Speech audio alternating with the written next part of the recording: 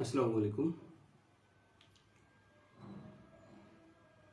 সাদ্দাম বলছি। আশা করছি সবাই আল্লাহর রহমতে ভালো আছেন, সুস্থ আছেন। আহ, আমি যে জন্য আসলে কথাগুলো বলতে চাচ্ছি, যে বিষয়টা বলবো, যদি আমার ক্যাপশনটা যদি কেউ একটু কষ্ট করে পড়ার সুযোগ পান, তখন দেখবেন যে আমি যেটা লিখেছি যে এটা আমাদের শুধু ব্যবসার জন্য না, আমি মনে করি ব্যক্তিগত জীবনেও আমাদের এই বিষয়গুলোতে অভিজ্ঞতা অর্জন এবং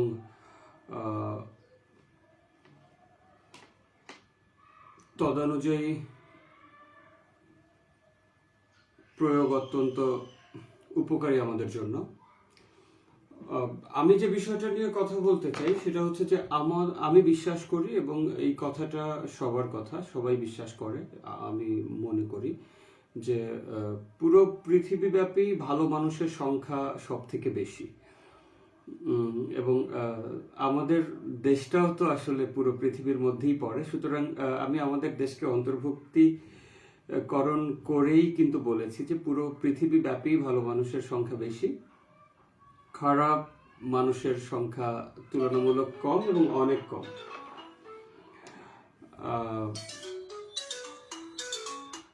কিন্তু যেটা সবাই স্বীকার করবেন বা সবাই একমত হবেন আমার সাথে, যে তারা প্রভাবিত করতে পারে চাইলেই তাদের দিকে।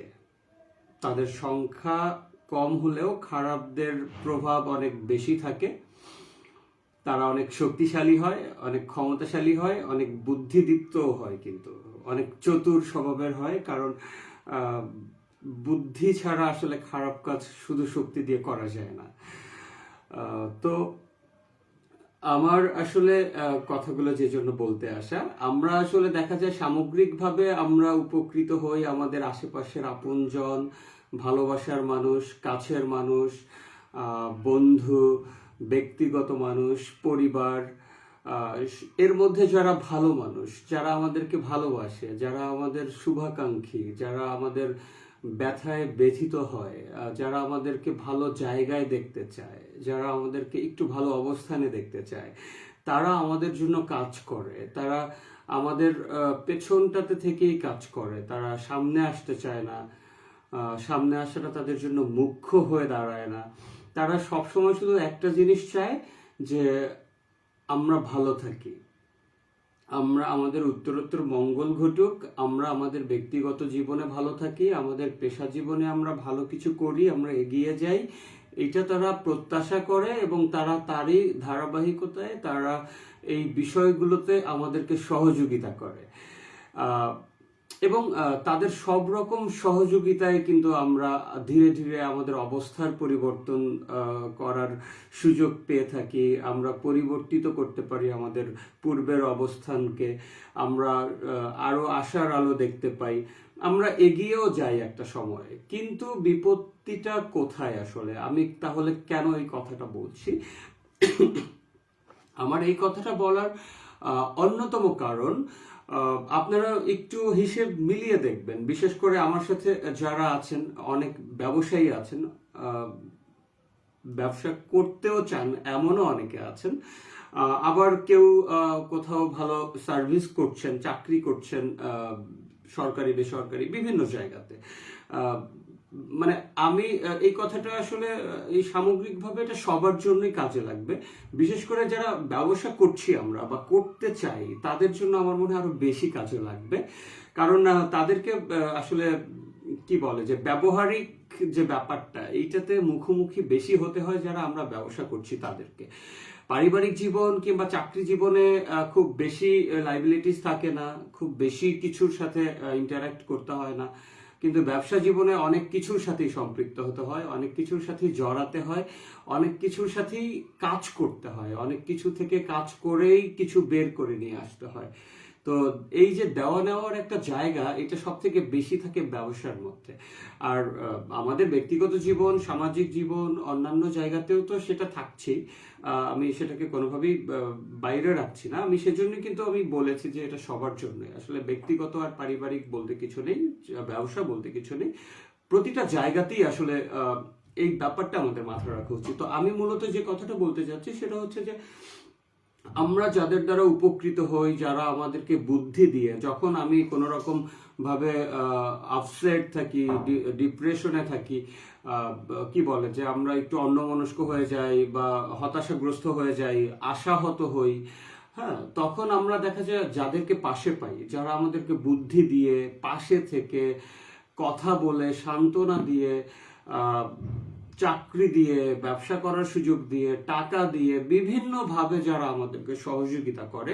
আবার যখন ব্যবসার ক্ষেত্রে যখন আমরা আসি, সেক্ষেত্রে যখন আমাদেরকে যেমন আমরা যখন আমার কথাই যদি বলি, আমি আমি একটা ব্যবসা করছি, আপনারা জানেন আমার সম্পর্কে যে আমি কি নিয়ে কাজ করি, যেখানে দেখলে বুঝতে পারবেন এটা আমার অফিসের যে ডিসপ্লে, যেখানে কিছু স্যাম্পল রাখতে হয় আসলে, যাদের সাথে আমরা কাজ করি তারা আসলে তাদেরকে দেখাতে হয়। তো মূলত আমি যেটা বলতে চাচ্ছি যে আমি যেমন ব্যবসা করি, আমার কিছু প্রোডাক্ট আমি উৎপাদন করি, এইটার কিন্তু আমার কিছু কাস্টমার প্রয়োজন হয়, আমি কাদের কাজগুলো করব, আমি কি কোম্পানির সাথে কাজ করব, আমার কিছু অর্ডারের প্রয়োজন হয়। যেমন দেখা যায় যারা আমাকে ভালোবাসে তারা আমাকে কাজ দিয়ে সহযোগিতা করে, পরামর্শ দিয়ে সহযোগিতা করে, তাদের কাজের পাশাপাশি আরো কিছু কাজ পাইয়ে দিতে তারা চেষ্টা করে।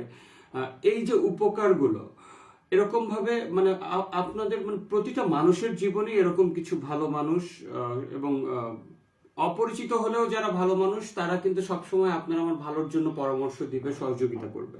তো তাতে এসে দেখা যায় যে এই যে সমষ্টিগত ভালো মানুষগুলোর যে ডেডিকেশন, যে উপকার তারা আমাদেরকে করে থাকে, কিন্তু ক্ষেত্র বিশেষ কিন্তু দেখা যায় যে আপনার অনেকগুলো ভালো মানুষ আপনাকে বিভিন্ন ভাবে উপকার করছে, সহযোগিতা করছে, আপনি তাদের সহযোগিতা নিয়ে এগিয়ে যাচ্ছেন, ভালো করছেন, কিন্তু সমষ্টিগতভাবে এই সকল ভালো মানুষের ভালো কাজ, আপনার জন্য তাদের ভালোবাসা, তাদের ত্যাগ, একটা সময় এসে কিছু সংখ্যক খারাপ মানুষ আপনি পেয়ে যাবেন, তাদেরকে আসলে বোঝার কোনো উপায় কিন্তু নাই। এটা আপনার ব্যক্তিগত জীবনেও যেমন আপনি আপনার অপ্রত্যাশিত ঘটনার আগ পর্যন্ত বুঝতে পারবেন না যে কে আপনার জন্য ভালো মানুষ না, কে সত্যি সত্যি আপনার উপকারে আসেনি বা উপকার করার চেষ্টা করেনি, কে সত্যি সত্যি আপনাকে ভালো জায়গায় দেখতে চায়নি, বা কে সত্যি সত্যি আপনার ব্যথায় ব্যথিত হয়নি, বা কে সত্যি সত্যি কোনো প্রয়োজনে আপনার পাশে ছিল, প্রয়োজন শেষে, প্রয়োজন ফুরিয়ে যাওয়ার পরে কে সত্যি সত্যি আপনাকে ছেড়ে চলে গিয়েছে। এটা আসলে ঘটনা ঘটার আগ পর্যন্ত কিন্তু আমরা ওই প্রভাবককে কিন্তু আমরা ধরতে পারি না, যতক্ষণ না পর্যন্ত সে তার আসল প্রভাবে যখন আমাদেরকে প্রভাবিত করে, তার আগ পর্যন্ত আমরা কিন্তু বুঝতে পারি না। তো তখন আমার কাছে যেটা মনে হয় যে আমাদের এই যে সামগ্রিক যে মঙ্গল কামনা যারা করছেন, একটা সময় কিন্তু এসে এরকম হয় যে কিছু খারাপ মানুষের সাথে আমরা ব্যবসা করতে গিয়ে, কিছু খারাপ মানুষের সাথে সম্পর্ক করতে গিয়ে, কিছু খারাপ মানুষের সাথে কমিউনিটি নেটওয়ার্ক বিল্ড আপ করতে গিয়ে, বা বিজনেস নেটওয়ার্ক বিল্ড আপ করতে গিয়ে, বা পার্সোনাল রিলেশন বিল্ড আপ করতে গিয়ে আমরা একটা সময় ক্ষতিগ্রস্ত হই। তো মানে আমার কাছে যেটা মনে হয়েছে যে এই যে সমগ্র মানুষগুলোর যে ত্যাগ, তাদের ভালোবাসা, তাদের আমার প্রতি, আপনাদের প্রতি যে শুভকামনা জানানো, তাদের সময় খরচ করে, অর্থ খরচ করে, বুদ্ধি খরচ করে আমাদেরকে যে পরামর্শ দেওয়া, কাজ দিয়ে সহযোগিতা করা, এত এত উপকারের মধ্যেও দেখা যায় যে আমরা কিছু ভুল মানুষের কাছে গিয়ে ব্যবসা করতে গিয়ে, কিছু ভুল মানুষের সাথে লেনদেন করতে গিয়ে, কিছু ভুল মানুষের সাথে সম্পর্ক করতে গিয়ে যে ক্ষতিটা আমরা করে ফেলি, বা যে ক্ষতির মুখোমুখি হয়ে যাই আসলে, তখন দেখা যায় যে ওই মানুষগুলোর উপকার ছাপিয়ে যায় এই ক্ষতিটা।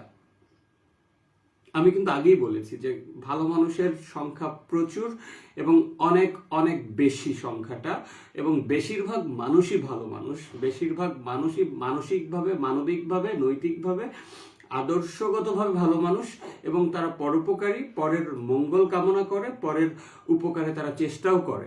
কিন্তু কিছু সংখ্যক খারাপ মানুষ, তাদের প্রভাব অনেক বেশি, তারা প্রভাবিত করতে পারে এবং সেটা অবশ্যই তাদের স্বার্থের জন্য তারা যেভাবে প্রভাবিত করতে হয় সেইভাবেই কিন্তু তারা প্রভাবিত করে এবং তাদের শক্তিটা একটু বেশি, আমরা কিন্তু প্রভাবিত হয়েও যাই। তো তখন দেখা যায় সেই কিছু সংখ্যক খারাপ মানুষের সাথে আমরা ব্যবসা করতে গিয়ে, লেনদেন করতে গিয়ে, অর্থের আদান প্রদান করতে গিয়ে, ব্যক্তিগত সম্পর্ক তৈরি করতে গিয়ে বিভিন্নভাবে ক্ষতিগ্রস্ত হয়ে যায়।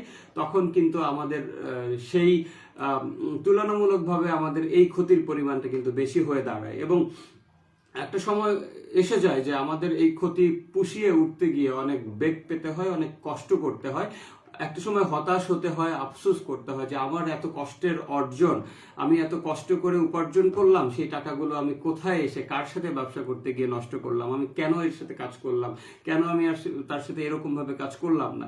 তো এই ঘটনাগুলো আমার মনে হয় অনেকের সাথেই ঘটেছে, আমার সাথে প্রচুর ঘটে, প্রচুর। আমি চেষ্টা করব ভবিষ্যতে এই ঘটনাগুলো না ঘটানোর চেষ্টা আমি করব, আমি আমাকে যতটুকু সম্ভব শুধরানোর চেষ্টা করব। আপনাদের সাথেও শেয়ার করার কারণ হচ্ছে আপনাদের সাথেও এই ঘটনাগুলো কিন্তু ঘটছে, হয়তো আপনারাও এখন উপলব্ধি করতে পারছেন না বা কেউ কেউ পারছেন, কেউ কেউ অভ্যস্ত এই জীবনের সাথে, বাট সবার সাথে কিন্তু এই ঘটনাগুলো ঘটার চান্স আছে এবং এই ঘটনাগুলো আসলে ঘটবেই। এটা নিশ্চিত করে বলতে পারি যে এই ঘটনাগুলো আপনার সাথে হয় ঘটেছে, না হলে ঘটবে, ঘটার অপেক্ষায় আছে। সুতরাং আপনার উচিত হবে আপনাকে একটা নিয়ন্ত্রিত, পরিকল্পিতভাবে পরিচালনা করা, এই ভুলগুলো থেকে কিভাবে দূরে রাখা যায়। মানে আমার কথা হচ্ছে যাতে আমরা আসলে পরবর্তী এই একই রকম আফসোস প্রজন্ম থেকে প্রজন্মান্তরে যাতে আফসোস করতে করতে না যাই যে হ্যাঁ আমি এই ভুলগুলো করেছিলাম, তুমি এই ভুলগুলো করো না, বা আমরা এটা করেছিলাম, তোমরা এটা করো না, আমরা তখন বুঝিনি, আমাদের বোঝানোর কেউ ছিল না, এখন আমি তোমাদেরকে বলছি। মানে এই সেম কথাগুলো যাতে পরবর্তী প্রজন্ম এসেও আবার তাদের নতুন প্রজন্মকে না বলে যে হ্যাঁ তোমরা এই ভুলগুলো করো না, আসলে ভুলগুলো শুধরাতে হবে। তো আমি সারা জীবন কষ্ট করে এসে কিছু পয়সা উপার্জন করে আমি খারাপ মানুষের সাথে ব্যবসা করতে গিয়ে তখন আমার আমসালা সবই ব্যয় করার মতো অবস্থা। দায় কিন্তু আপনার মাথায় থেকে যাবে, আমার মাথায় কিন্তু যে দায় সেটা কিন্তু আমার দায় কিন্তু কেউ নেয়নি, কেউ কিন্তু নেবে না, বরং আমার কাছ থেকে সুযোগ সুবিধা টাকা পয়সা নিয়ে কিন্তু মানুষ দেয়নি বা দেবে না বা না দেওয়ার চেষ্টা কিন্তু করছে। এই যে সুযোগটা, এই সুযোগটাও কিন্তু ভালো মানুষের মতো করেই তারা নিয়েছিল আমাদের কাছ থেকে বা আমার কাছ থেকে বা আপনার কাছ থেকে। তো আমি আসলে আমার এই কথাগুলো বলার উদ্দেশ্য হচ্ছে এটাই, যারা আমার সাথে আছেন অনেকেই বিভিন্নভাবে আমাকে প্রশ্ন করেন, জিজ্ঞেস করেন, বিভিন্ন রকম ভাবে কথা হয় অনেকের সাথে, ব্যবসা সংক্রান্ত বিষয়ে প্রচুর মানুষের সাথে আমার কথা হয়, অনেকেই ব্যবসায় আসতে চাচ্ছেন, অনেকেই ব্যবসা করতে চাচ্ছেন। তো এই যে যারা এই ধরনের চিন্তা ভাবনা আছেন, আমি তাদেরকে বলছি যে একেবারেই আপনার ব্যক্তিগত জীবন থেকেই এই জিনিসটাকে মাথায় রেখে কাজ করা শুরু করে দেন, যাতে করে আফসোস নামক শব্দটা আপনার জীবনে না থাকে। সেটা ব্যক্তিগত সম্পর্কের জন্য হোক, সামাজিক সম্পর্কে হোক, একেবারেই আপনার ব্যক্তিগত মানুষগুলোর সাথে হোক, আপনার পরিবার, আপনার সমাজ, আপনার অন্যান্য জায়গাতে হোক, কিংবা আপনার ব্যবসা করতে এসে যে ব্যবসায়িক জায়গাগুলোতে হোক, সেই আফসোসগুলো যাতে আসলে না থাকে, এই রকম বিপর্যস্ত যাতে আপনি না হন, এরকম আফসোস করার মুহূর্ত যাতে তৈরি না হয়। আপনি কষ্ট করে এসে কেন আপনাকে নিজেকে ক্ষতির মুখে ঠেলে দিবেন, কেন আপনি আফসোস করবেন?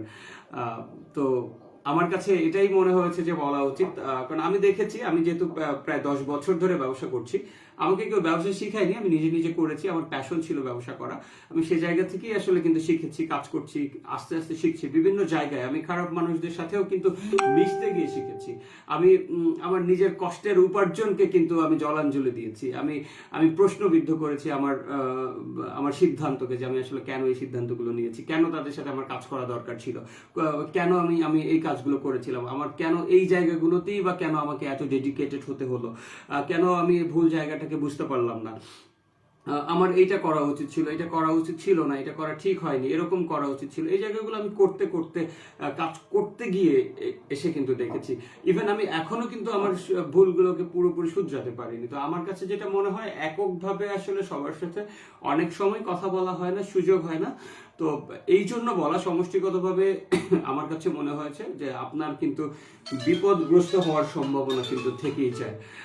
সুতরাং আমি চাই আপনার পরিশ্রম কখনোই বৃথা না যাক, কখনোই খারাপ মানুষের সাথে কোনো সম্পর্ক আপনার না গড়ে উঠুক, খারাপ মানুষের সাথে কোনো বাণিজ্যিক সম্পর্কও আপনার তৈরি না হোক, ব্যক্তিগত সম্পর্কও তৈরি না হোক। আসলে যাদের উদ্দেশ্য খারাপ, যারা নৈতিকতা ভ্রষ্ট, তাদের সাথে আপনি কোনো রকম সম্পর্ক, ইভেন তাদের সাথে আপনি একসাথে নামাজ পড়েও শান্তি পাবেন না, তাদের কোরআন তিলাওয়াতও খুব বেশি সৃষ্টিকর্তার কাছে পৌঁছায় কিনা আমি জানি না।